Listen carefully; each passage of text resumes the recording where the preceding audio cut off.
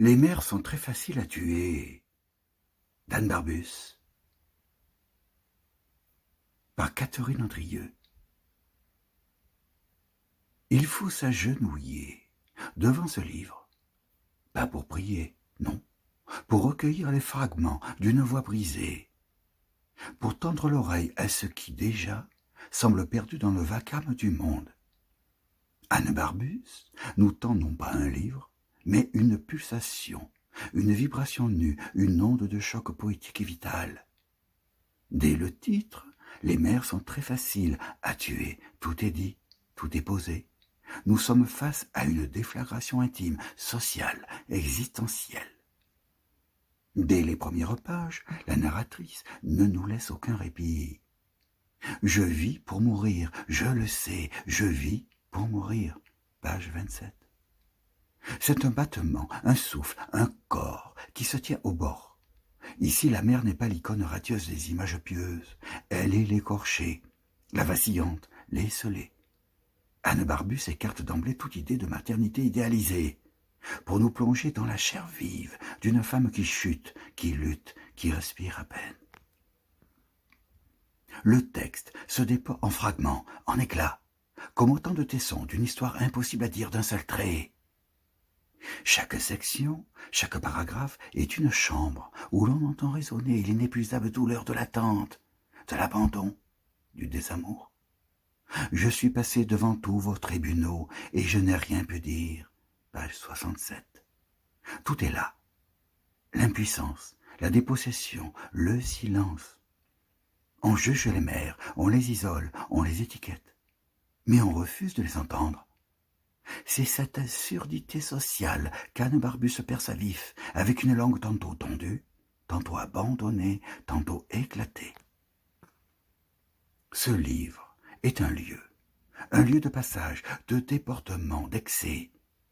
On y croise les psychiatres, les juges, les maris, les enfants, les passants, mais aussi les ombres du cinéma, les musiques chères, les paysages traversés. La narratrice nage, marche, attend, et chaque geste est à la fois minuscule et cosmique, perché au bord d'une métaphysique fragile. Que veut dire être mère, sinon être en permanence l'entre-deux, entre la vie et la mort, entre soi et l'autre, entre la lumière et le gouffre? Que veut dire survivre, sinon s'accrocher à des miettes de sens, à des images, à des parfums, à des miettes d'été? Les genêts sont ma route de juin, page 29, dit-elle, et tout le livre semble se caler sur ce fil tendu entre éclat et effacement. Anne Barbus ne raconte pas seulement une histoire individuelle, elle interroge une condition, une figure, presque un archétype. On entend résonner derrière elle toutes les Médées, toutes les Maries, toutes les femmes que l'histoire a enfermées dans des récits figés. Mais ici, pas de tragédie classique, c'est une tragédie ordinaire, celle des petites humiliations, des rendez-vous manqués, des diagnostics tombés comme des couperets, des gestes simples qui deviennent des sommets. Préparer un bol de fraises devient une offrande sacrificielle. Nager devient un exorcisme. Recoller le papier peint devient un rite de survie. C'est un livre qui travaille l'épaisseur du temps. Il est hanté par la répétition, par la circularité, par l'effondrement des jours. Je trace le trait qui fend le temps, page 50. Murmure la narratrice. Anne Barbus nous fait sentir l'étrangeté du temps vécu. Ni linéaire, ni épique, mais suspendu, noué, effiloché. Chaque fragment est une tentative de percer ce tissu, de faire surgir une fulgurance, une échappée. Et c'est là sans doute que le poème prend toute sa force. Il ne résout rien, il n'explique rien, mais il ouvre des brèches. Il faut lire ce texte en le laissant déborder, en acceptant de ne pas tout saisir, de flotter avec lui.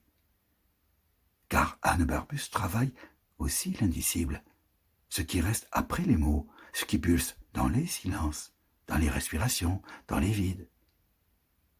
Elle écrit l'espace où le langage s'effondre, où seule la forme poétique peut encore dire quelque chose. C'est une langue du bord, une langue de survie, une langue où chaque image, les roses, les genêts, les films, les rivières, est à la fois un abîme et une main tendue.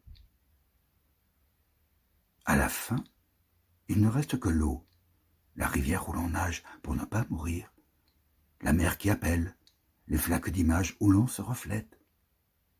La mer nageait sa jeunesse pour effrayer la clarté innombrable du suicide. Page 66.